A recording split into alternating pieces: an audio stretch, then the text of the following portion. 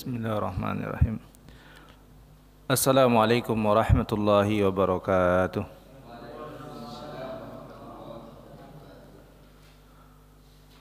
Alhamdulillah, alhamdulillahilladzi bi ni'matihi tatimmus shalihat. Asyhadu an la ilaha illallah wahdahu la syarika lah wa asyhadu anna Muhammadan abduhu wa rasuluhu la nabiyya wa la rasula ba'dah. يقول تبارك وتعالى في القرآن الكريم يا أيها الذين آمنوا اتقوا الله حق تقاته ولا تموتن إلا وأنتم مسلمون يا أيها الذين آمنوا اتقوا الله وقولوا قولا سديدا يصلح لكم أعمالكم ويغفر لكم ذنوبكم ومن يطع الله ورسوله فقد فاز فوزا عظيما. Allahumma salli ala Muhammad wa ala alihi wa sahbihi wa man tabi'ahum bi ihsanin ila yaumiddin. Jamaah sekalian, asyhadakumullah, segala puji kita aturkan kehadirat Allah Subhanahu wa taala yang sampai saat ini masih memberikan kepada kita kenikmatan yang banyak. Mudah-mudahan dengan kesyukuran kita yang sebenar-benarnya, syukur lisan kita, hati kita dan juga anggota tubuh kita, Allah Subhanahu wa taala memberikan tambahan nikmat kepada kita semuanya.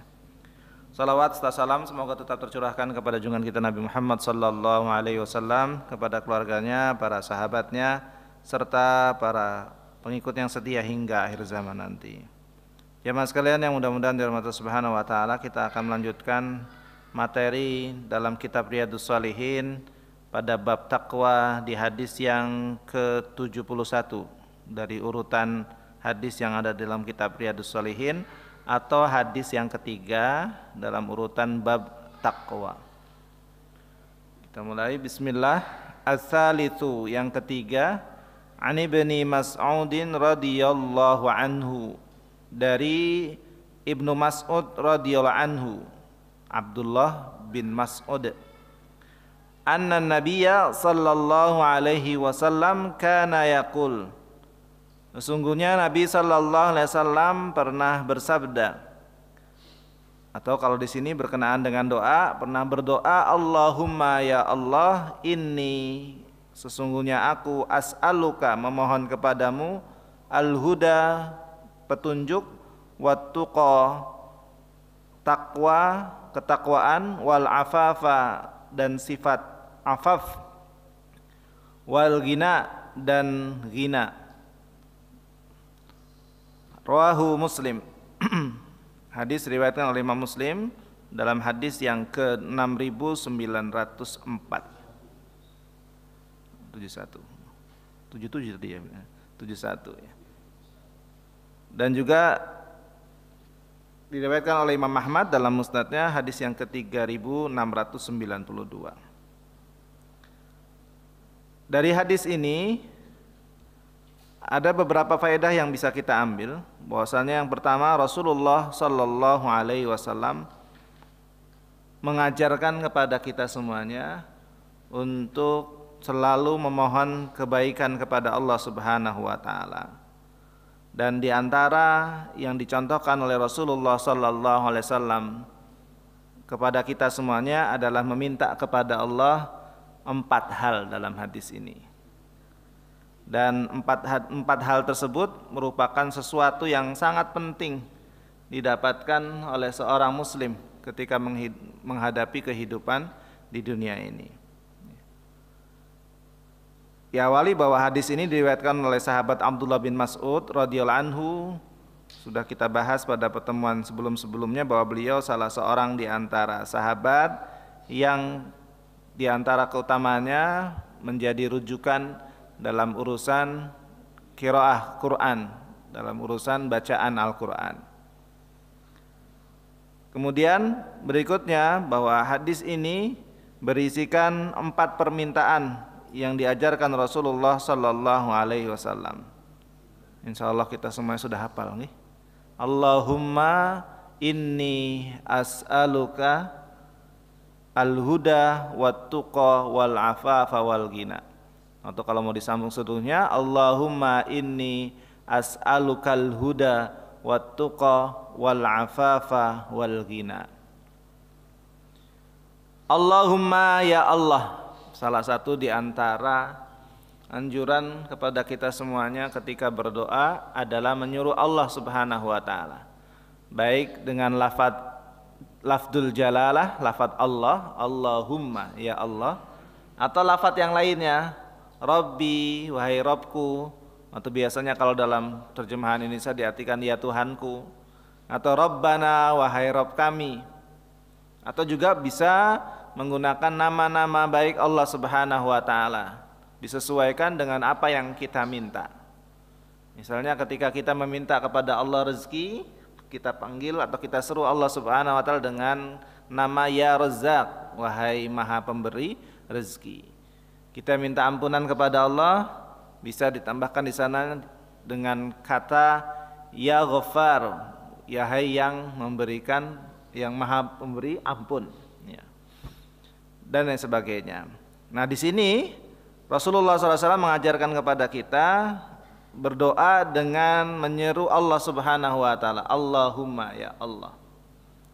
Ini sesungguhnya as'aluka, aku meminta kepadamu, memohon kepadamu. Meminta dari seorang atau makhluk yang lemah kepada yang memiliki segalanya, yaitu Allah Subhanahu wa taala. Ya. Meminta termasuk bantuan kepada Allah Subhanahu wa taala. Dan salah satu di antara anjuran juga kepada kita semuanya untuk berdoa kepada Allah Subhanahu wa taala. Dan Allah berjanji, ud'uni astajib lakum, berdoalah kamu kepadaku, niscaya aku akan mengampuninya, kata Allah Subhanahu wa taala. Wa idza sa'alaka ibadi anni fa inni qarib ujibu da'watad da'i idza da'an falyastajibu li wal yu'minu bi la'allahum yarshudun. Jadi apabila hambaku meminta kepadaku, maka ketahuilah aku ini dekat, kata Allah Subhanahu wa taala. Dalam keterangan yang lainnya, Allah itu sangat suka kalau hambanya itu meminta kepadanya, bahkan sampai urusan-urusan yang mungkin menurut kita sepele. Orang-orang soleh terdahulu ada yang mengatakan, kami ini minta kepada Allah sampai urusan minta garam. Minta garam nih. Kalau kita mungkin kan minta garam kepada orang lain atau mungkin gampang tinggal beli.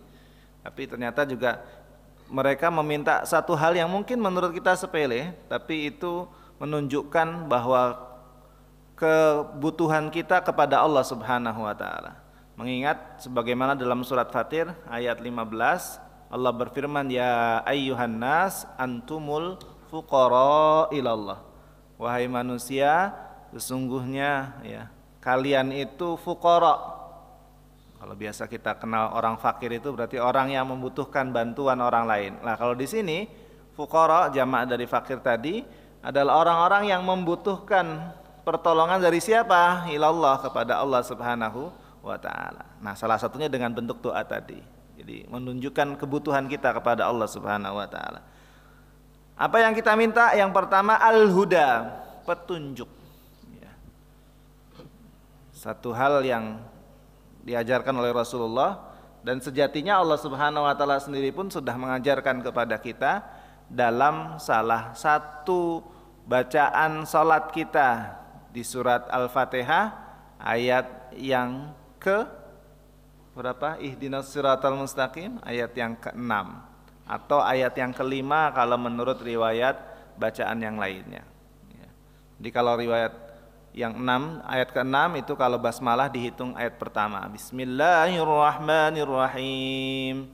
Alhamdulillahi rabbil alamin. Ar-Rahmanir-Rahim. Maliki yaumiddin. Iyyaka na'budu wa iyyaka nasta'in. Ihdinas siratal mustaqim. Ini yang ke-6. Yang ketujuhnya, siratal ladzina an'amta 'alaihim ghairil maghdubi 'alaihim waladdallin.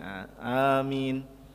Biasanya kita akan dapati di mushaf yang biasa kita gunakan untuk tilawah, setelah basmalah di setelah basmalah ditulis di situ angka 1. Itu berarti mereka yang berpendapat bahwa basmalah merupakan bagian dari surat Al-Fatihah. Tapi juga ada yang memasukkan basmalah sebagaimana di surat-surat lain, hanya sekedar sebagai pembuka ayat saja, pembuka surat saja. Ya. Seperti di surat Al-Baqarah, Bismillahirrahmanirrahim, tidak ada angka satunya. Ya. Surat yang lain juga begitu, cuma ada di surat Al-Fatihah. Untuk yang satu riwayat ini menyebutkan basmalah sebagaimana yang lain, maka cuma ditulis Bismillahirrahmanirrahim, tidak ada angka satu. Angka satunya kapan? Setelah kalimat Alhamdulillahi Rabbil Alamin Ar-Rahmanir-Rahim Maliki Yawmiddin Iyyaka na'budu wa iyyaka nasta'in Ihdinas siratal mustaqim Siratal ladzina an'amta alaihim. Nah, ini yang tadi satu ayat panjang, di riwayat ini dibagi dua. Sampai sini ayat 6, ghairil maghdubi alaihim waladdallin, ayat yang ke-7. Amin. Jadi semuanya sepakat jumlah ayat dalam surat Al-Fatihah 7, hanya saja berbeda dalam meletakkan atau membahas tentang basmalah tersebut.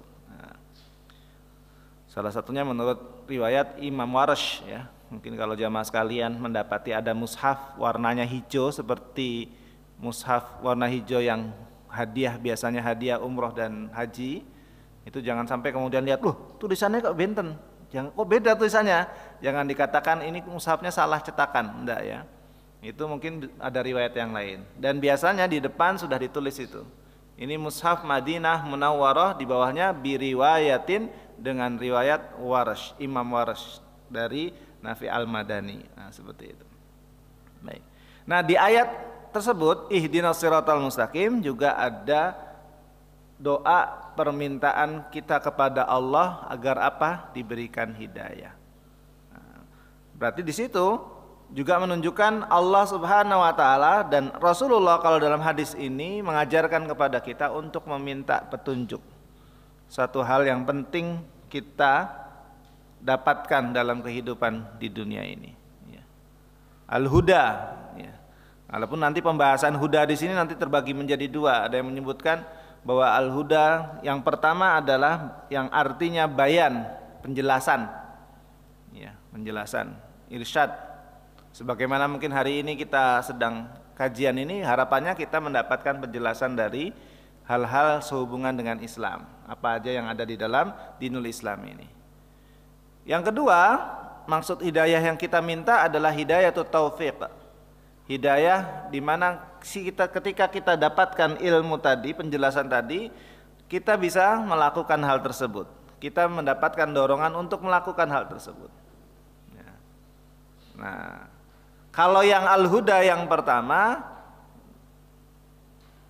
selain Allah bisa, dalam hal ini ketika memberikan penjelasan, Rasulullah termasuk di antara yang mendapatkan tugas dari Allah untuk menjelaskan, ya tadi memberikan penjelasan, memberikan petunjuk, dalam hal ini adalah penjelasan tentang Islam.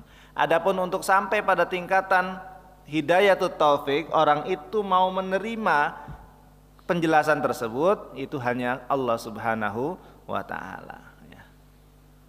Kan banyak kisah orang yang sejatinya mendapatkan penjelasan banyak sekali, tetapi tidak ada sedikit pun kerentak untuk mengikuti penjelasan tersebut. Tidak ada keinginan sedikit pun untuk mengikuti penjelasan tersebut. Nah, kenapa? Sekali lagi, untuk urusan yang berikutnya, hidayatut taufik, itu hanya Allah Subhanahu wa ta'ala. Innaka la tahdi man ahbabta walakinnallaha yahdi man yasha. Dalam Al-Quran, ketika Allah Subhanahu wa taala menyebutkan kepada Rasulullah, innaka, sesungguhnya engkau wahai Muhammad, la tahdi, tidak akan bisa memberikan hidayah. Dalam hal ini adalah hidayatut taufik, petunjuk untuk bisa orang itu menerima penjelasan, ya. Walakinnallah, tetapi Allah lah yang memberikan petunjuk tersebut, hidayah tersebut. Ya. Makanya kan sampai mungkin salah satu kisahnya ketika Rasulullah mengingatkan paman beliau. Padahal kalau mungkin kita melihat kehidupan beliau dengan pamannya, paman beliau itu hampir-hampir tidak lepas dari mendapatkan penjelasan dari Rasulullah Sallallahu Alaihi Wasallam. Dan itu dibuktikan sampai menjelang akhir hayat paman beliau, Rasulullah masih sempat mengingatkan, ya ammi qul la ilaha illallah, wahai pamanku katakan la ilaha illallah. Kalimatun, satu kalimat yang nanti menjadi hujjah engkau di hadapan Allah Subhanahu wa taala. Ya. Beliau orang Arab, paham betul tentang bahasa Arab. Kalimat tersebut kalimat Arab, diucapkan lebih mudah dibandingkan orang Indonesia. Tapi sekali lagi, ini urusannya yang berikutnya, hidayatut taufik, yaitu di tangan Allah Subhanahu wa taala. Sesungguhnya engkau wahai Muhammad tidak akan bisa memberikan hidayah taufik kepada orang yang kamu cintai, tetapi Allah lah yang berkehendak dalam urusan itu. Sampai akhirnya paman beliau Abu Thalib tidak mendapatkan hidayah tersebut, ya. Tapi ada, walaupun baru sebentar dapat hidayah, langsung kemudian dia beramal sedikit meninggal dunia. Ada juga seperti itu, ya. Sekali lagi ini menunjukkan bahwa urusan hidayah ada di tangan Allah Subhanahu wa taala. Dalam hal ini adalah hidayatut taufik. Nah, di hadis ini kita minta kepada Allah Subhanahu wa taala yang pertama petunjuk, ya. Diletakkan di pertama kali, ya, urutan pertama. Karena nanti dari yang pertama ini nomor 2, nomor 3, nomor 4 kita bisa akan mendapatkannya juga. Jadi pintunya di awal ini minta petunjuk dulu. Nanti kalau sudah mendapatkan petunjuk, barulah kemudian kita bisa melaksanakan amal soleh, meninggalkan perbuatan buruk, maksiat. Nah itu bagian dari takwa. Kemudian yang berikutnya al-afaf, ya, dijauhkan dari hal-hal yang diharamkan oleh Allah Subhanahu wa taala. Kemudian al-ghina, merasa kaya hati maksudnya di situ, ya. Nah, itu diawali dengan minta petunjuk kepada Allah Subhanahu wa taala. Sekali lagi, ini salah satu di antara doa yang diajarkan kepada kita semuanya untuk meminta petunjuk kepada Allah Subhanahu wa taala. Makanya di sini dalam syarahnya al-huda ad-dilalatu war-rasyad. Kemudian yang berikutnya kita minta kepada Allah Subhanahu wa taala wat-tuqa, minta ketakwaan kepadanya. Maksudnya apa? Minta kepada Allah Subhanahu wa taala agar Allah Subhanahu wa taala membimbing kita agar kita bisa melaksanakan, menjalankan perintah-perintahnya dan menjauhi larangan-larangannya. Sebagaimana salah satu definisi takwa adalah menjalankan perintah Allah dan menjauhi larangannya. Nah, ketika kita minta kepada Allah takwa dalam doa ini, berarti kita minta bimbingan kepada Allah agar kita mampu melaksanakan perintah tersebut dan menjauhi larangan yang Allah Subhanahu wa taala berikan kepada kita. At-taqwa itu diambil dari kata wiqayah. At-taqwa diambil dari kata wiqayah, di mana wiqayah itu bermakna melindungi, ya. Apa maksudnya? Maksudnya bahwa seseorang bisa mendapatkan perlindungan dari siksa neraka, ya, hanya dengan menjalankan setiap perintah dan juga menjauhi larangan Allah Subhanahu wa taala, ya. Ada dua, jadi ada perintah yang harus dilaksanakan, ada larangan yang harus dijauhi, ya. Nah, ketika kita minta kepada Allah takwa di sini agar Allah bimbing kita bisa menjalankan ketakwaan, menjalankan perintahnya dan menjauhi larangannya. Nanti ada hubungannya dengan kalimat la haula wala quwata illa billah. La haula, tidak ada daya kalau biasanya kita terjemahkan, wala quwata, kekuatan, illa billah, kecuali dari Allah. Kalau mau lebih luas lagi disebutkan la haula, tidak ada haula, itu dari kata hala yahulu. Tidak ada yang dapat memberikan penghalang, memberi penghalang. Maksudnya apa? Antara diri kita dengan perbuatan maksiat. Yang kedua, wala quwata, tidak ada yang bisa memberikan kekuatan kepada kita. Untuk apa? Untuk bisa beramal soleh. Illa billah, kecuali Allah Subhanahu wa taala. Ya. Jadi, kalau bukan karena Allah, itu maksiat yang ada di depan kita. Jangankan di depan kita, bahkan bisa jadi jauh. Kita kejar itu maksiat untuk dilakukan. Kalau bukan karena pertolongan dari Allah Subhanahu wa taala. Amal soleh juga begitu. Amal soleh yang sudah ada di hadapan kita, kalau tidak diberikan kekuatan oleh Allah, kita tidak akan melaksanakannya. Betapa banyak orang yang sejatinya urusan amal soleh berada di hadapannya, ya, ternyata tidak memasuki pintu amal soleh tersebut. Nah, jamaah sekalian, kalau berkenaan dengan maksiat tadi, kita mengingat kisah, salah satu kisah yang diabadikan oleh Allah Subhanahu wa taala dalam Al-Qur'an ada pada kisah Nabi Yusuf alaihissalam sebelum beliau diangkat menjadi rasul. Dalam surat Yusuf, Allah ceritakan bagaimana kondisi beliau dari mulai kecil sampai dewasa hingga menjadi seorang nabi dan diangkat sebagai pembesar menteri pada waktu itu. Itu kan dikisahkan setelah beliau melewati masa harus pisah dari orang tuanya dengan cara yang kalau kita bahasakan mungkin tidak kita sukai. Karena apa? Dibuang oleh saudara-saudaranya dalam sebuah sumur yang kemudian ditemukan oleh kafilah dagang, lalu dibawa oleh mereka dan dijual sebagai budak. Sampailah beliau di satu tempat, yaitu di Mesir, di mana beliau dibeli oleh pembesar Mesir pada waktu itu. Nah, pembesar Mesir ini punya istri, ya. Tinggalnya di situ. Sampailah kemudian disebutkan istri pembesar tadi, istri Al-Aziz tadi itu terpesona dengan Yusuf pada waktu itu. Bahkan di Al-Quran disebutkan walaqad hammat bihi wa hamma biha. Yusuf pun hampir-hampir, ya, bahasanya kalau disebutkan ya terpesona, dan itu lumrah. Karena apa? Laki-laki, ya, laki-laki yang satu perempuan. Perempuan lihat kondisi Yusuf yang cakep, ganteng, ya, terpesona. Yusuf pun melihat wanita yang cantik. Makanya dalam Al-Quran disebutkan walaqad hammat bihi wa hamma biha. Yang perempuan pengen, yang laki juga pengen. Laula ra'a burhana rabbi. Tapi Allah, kalau bukan karena Allah memperlihatkan tanda kekuasaannya, nah, di situ berarti Allah memberikan penghalang pada diri Nabi Yusuf alaihissalam. Ya, sejatinya ada keinginan. Sebagaimana kita mungkin juga begitu. Ingin melaksanakan perbuatan maksiat, karena memang apa? Karena itu disukai oleh hawa nafsu, menggebu-gebu. Lah Allah memberikan penghalang supaya apa? Supaya tidak terjerumus. Itu dari kisah Nabi Yusuf, tingkatan seorang yang mungkin kita bisa bahasan jauh di atas kita, ya, yang dulu disiapkan menjadi seorang nabi, ya. Walaqad hammat bihi wa hamma biha laula ru'a burhana rabbi.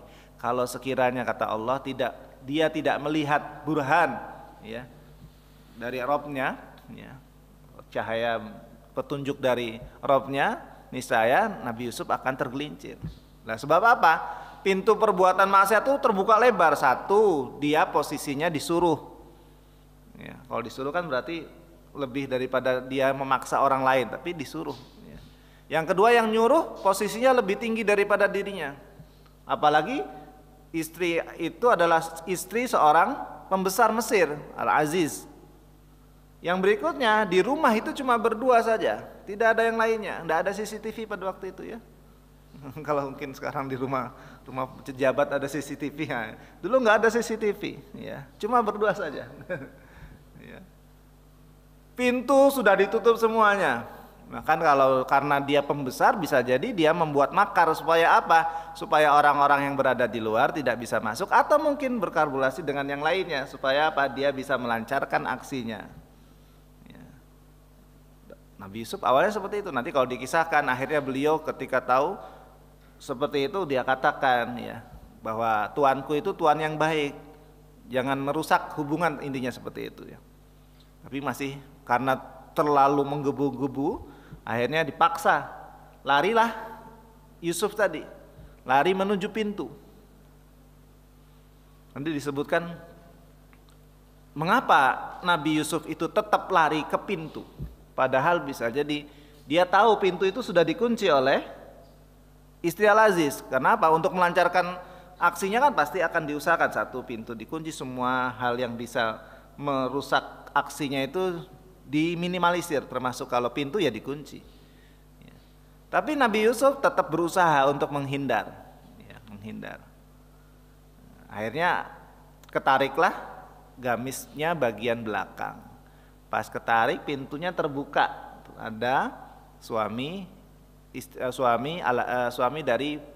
dari perempuan yang menggoda Yusuf. Lah pada waktu itu ya kita dapatkan ceritanya bahwa istri Al-Aziz itu malah mencari atau mengkambing hitamkan Yusuf, yang ngajak Yusuf katanya ya. Bayangkan ya, dalam kondisi seperti itu Allah akhirnya memberikan bantuan berupa apa? Ada salah satu di antara ahlu keluarga Al-Aziz itu yang berkata, itu mungkin kalau bisa dikatakan ternyata orang-orang sudah berkumpul ya, keluarga tadi tahu, wah ada yang seperti ini. Lalu kemudian salah satu di antara keluarganya berkata, coba lihat ya, gomisnya, pakaiannya Yusuf. Kalau sekiranya yang robek itu bagian depan, maka Yusuf yang salah, perempuan itu yang benar. Paham nggih? Kalau di depan itu berarti kan Yusuf yang pengen melakukan, oleh perempuan tadi dia menolak dengan cara bisa jadi merobek bagian depan. Tapi kalau yang robek bagian belakang, maka yang benar Yusuf, sedangkan perempuan tadi dusta. Karena apa? Yusuf tidak mau, dia lari, sedangkan wanita tadi mengejar, akhirnya gamisnya yang robek bagian belakangnya. Ketika dilihat ternyata gamisnya bagian belakang yang robek. Kembali lagi bahwa dari kisah ini menunjukkan bahwa Nabi Yusuf oleh Allah Subhanahu wa taala diberikan penghalang untuk bisa melaksanakan perbuatan maksiat padahal sudah di depan mata, dan segala pintu untuk melaksanakan dosa tersebut terbuka lebar. Nah, itu bagian dari ketakwaan juga, dan juga nanti berkenaan dengan al-afaf ya. Tapi kembali kepada berkenaan dengan takwa juga, bahwa Allah Subhanahu wa taala memberikan kepada kita berbagai hal yang harus kita laksanakan berupa perintah maupun larangan yang harus kita jauhi. Nah, di sini kita minta bimbingan kepada Allah agar bisa menjalankan perintahnya dan menjauhi larangannya. Kemudian yang berikutnya wal afafa. Al-Imam An-Nawawi rahimahullah mengatakan bahwa al-afaf atau iffah itu bermakna menjauhkan diri atau menahan diri dari hal-hal yang tidak diperbolehkan, atau menahan diri, menjauhkan diri dari al-muharramat, hal-hal yang diharamkan oleh Allah Subhanahu wa taala. Termasuk di dalamnya juga agar kita dijauhkan dari hal-hal yang diharamkan oleh Allah. Salah satu di antaranya perbuatan fahsya, perbuatan keji, dan di antara perbuatan keji itu adalah zina. Ya, kalau hari ini suka sesama jenis ya, termasuk di dalamnya. Jadi minta kepada Allah agar dijauhkan dari hal tersebut. Ya. Dua hal yang hari ini sudah menyebar luas di kalangan kita dengan terang-terangan. Kalau dulu sembunyi-sembunyi, lah sekarang sudah mujaharah kalau bahasa Arabnya, sudah terang-terangan. Bahkan kalau sejatinya mereka ingat akan salah satu sabda Rasulullah sallallahu alaihi wasallam bahwa semua orang yang berdosa itu akan diampuni kecuali al-mujahirin, orang yang melaksanakan dosa itu dengan terang-terangan, sudah tidak ada lagi rasa malu. Nah, ya, sekali lagi dua hal itu ya. Makanya termasuk diantaranya selain diri kita meminta kepada Allah agar dijauhkan dari hal-hal yang diharamkan, bagaimana kita juga mengajarkan keluarga kita agar mereka juga minta kepada Allah diberikan al-afaf ini ya. Termasuk diantaranya juga minta agar dijauhkan oleh Allah Subhanahu wa taala dari pandangan-pandangan yang haram, dari pintu-pintu yang menjadikan kita terjerumus kepada hal-hal yang diharamkan oleh Allah Subhanahu wa taala ya. Karena sekali lagi ini perbuatan dosa besar, berarti pintu menuju ke sana itu bagaimana juga kita diberikan oleh Allah Subhanahu wa atau diberikan penahan oleh Allah Subhanahu wa taala. Wal ghina, yang keempat adalah al-ghina. Al-ghina bermakna qalbun, hati yang selalu merasa cukup. Hati yang selalu merasa cukup dan tidak butuh pada apa yang ada di sisi manusia. dalam syarah Sahih Muslim, karena ini hadisnya adalah hadis yang diriwayatkan oleh Muslim. Dalam syarahnya oleh Imam An-Nawawi, jadi penjelas dari hadis-hadis sahih yang diriwayatkan oleh Imam Muslim adalah Imam An-Nawawi rahimahullah. Adapun kalau Imam Bukhari, hadis sahihnya diberikan penjelasan oleh beliau penulis, Allahu Akbar,